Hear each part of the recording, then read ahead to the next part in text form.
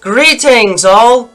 Today, we'll be examining the exceptionally rare Water-type Pokemon Totodile, the equally rare evolution Croconaw, and their final, also equally rare evolution Feraligatr, the three collectively known as the Big Jaw Pokémon.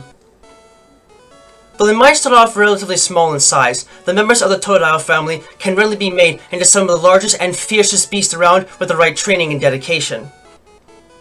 Totodile have small bodies covered in light blue scales, with flattened three-toed feet, five-fingered hands and a tail, with red spines running along the length of their back and a single red spine at the end of their tail.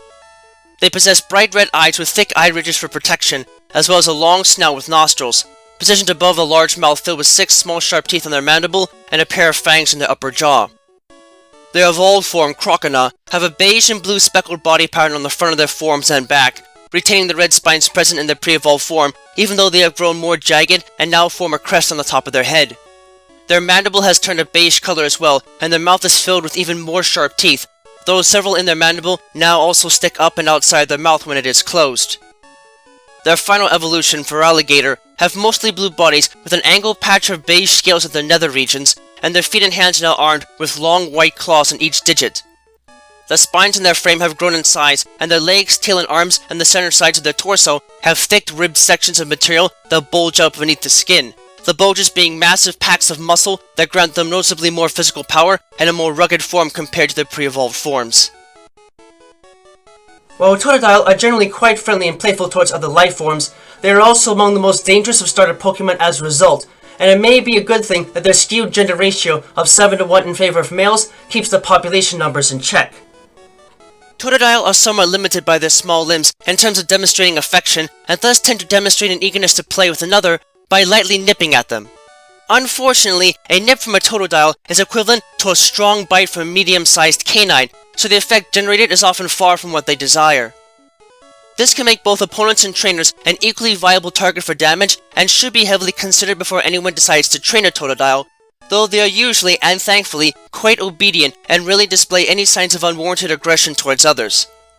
In stark comparison to Totodile, however, Croconaw are generally ill-tempered in the wild, and do not show much in the way of improvement even under the control of a trainer. This appears to be the result of an abnormal amount of testosterone present in their bloodstream, which in turn makes them exceptionally aggressive and easily agitated, even in the case of females.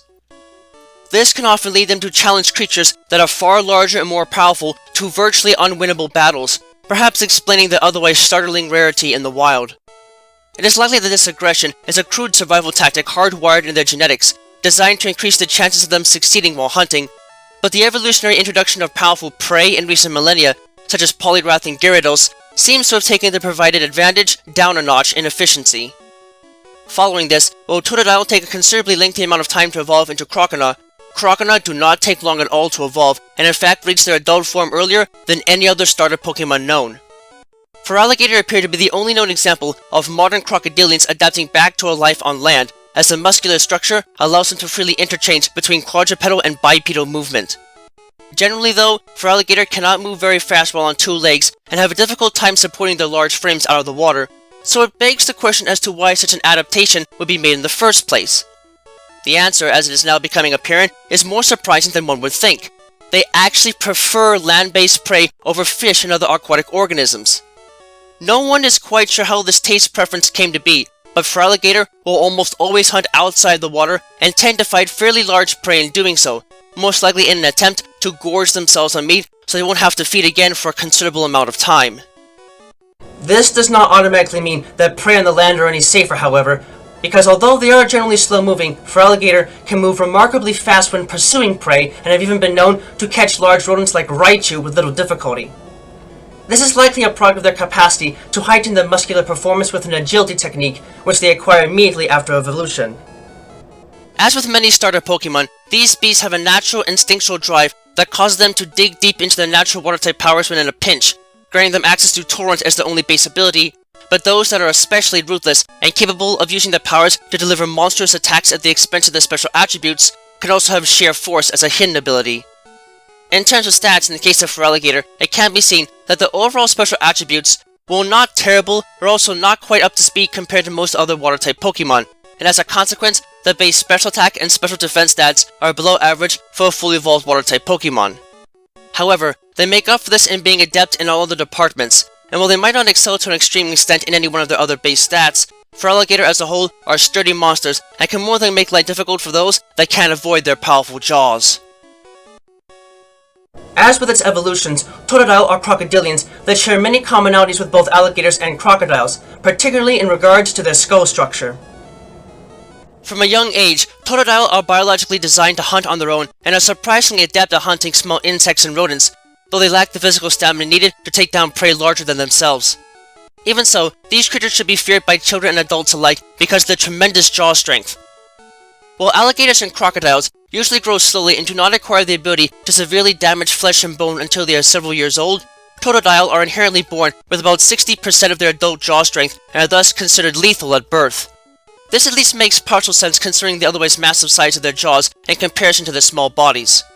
Thankfully though, Totodile lack the stout body of the adult form and are unable to rotate their heads quickly without forcing their entire bodies to rotate with them, limiting the amount of damage they can do to sheer compressional force. Even so, a single Totodile can easily fracture and sometimes even break bone when it clamps onto a limb, and is thus inherently difficult to remove if it is not properly trained to avoid this sort of behavior. Like many related beasts, Totodile take a while to grow and evolve later than almost any other starter Pokemon, tied with Turtwig. In doing so, however, their physical strength increases substantially and they become far more fearsome. Although Croconaw are still relatively short, their bodies are more effectively designed than those of Totodile for delivering powerful bites and dealing considerable tearing damage at the same time.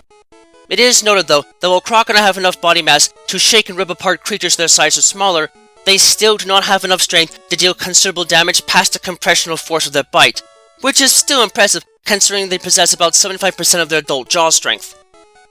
As compensation, Croconaw possess sharp teeth that are bent backwards near the tips like fishhooks, designed to help them maintain a destructive grip that is virtually impossible to escape from outside of a forceful blow.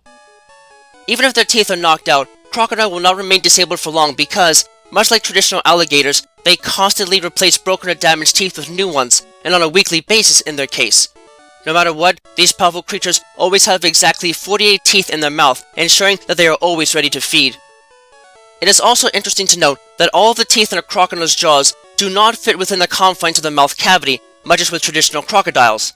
It seems this actually helps them tear apart prey, as it allows them to maximize the amount of sheer damage they do when the mouths are completely closed while still maintaining a tight grip. Much as with traditional crocodilians, Feraligatr are designed to not simply cut up prey, but literally dismantle them, tearing them apart by thrashing their heads back and forth once they have a good grip on them with their jaws.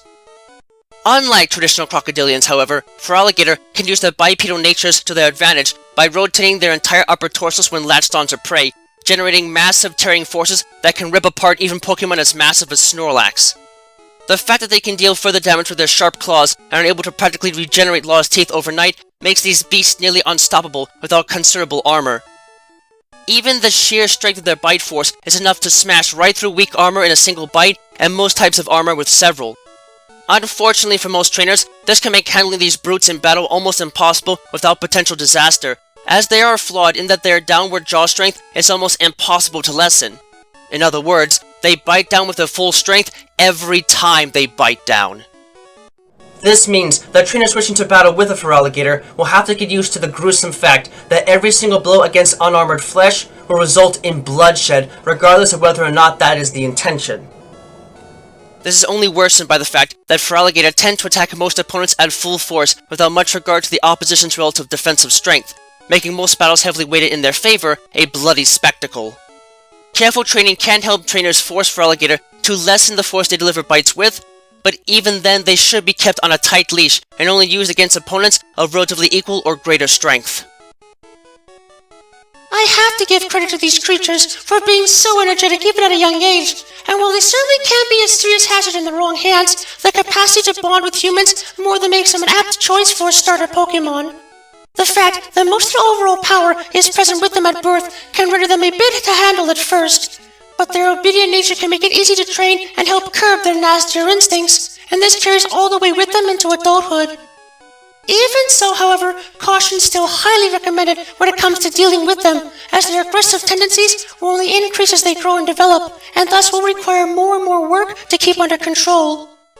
Though they might not seem all that fast, their fully evolved state can definitely more than give something like a human a run for its money. And while attacks against people tend to be extremely rare, the possibility is still there, and more than defines them as a hazard worth preparing for. This is even made worse by the fact that adult Feraligatr are not really able to control the power of their jaws to lessen the blow of a biting attack against weaker creatures that much to avoid outright killing them. And this can indeed prove to be a problem in friendlier fights.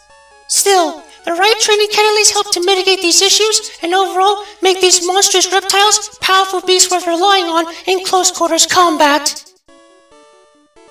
Playful at heart, but still more than capable of proving to be a dire threat when grown up, the members of the Totodile family are potent brutes that can take some time to fully adjust to when first obtained.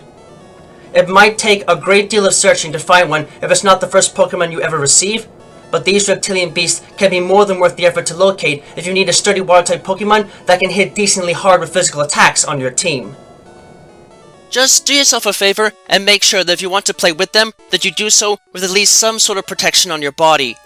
They might not intend on hurting you, but if they get a little rough with their playing, it's better to have something in place to help keep you from going to the emergency room because they decided to effectually nibble on you a little too harshly.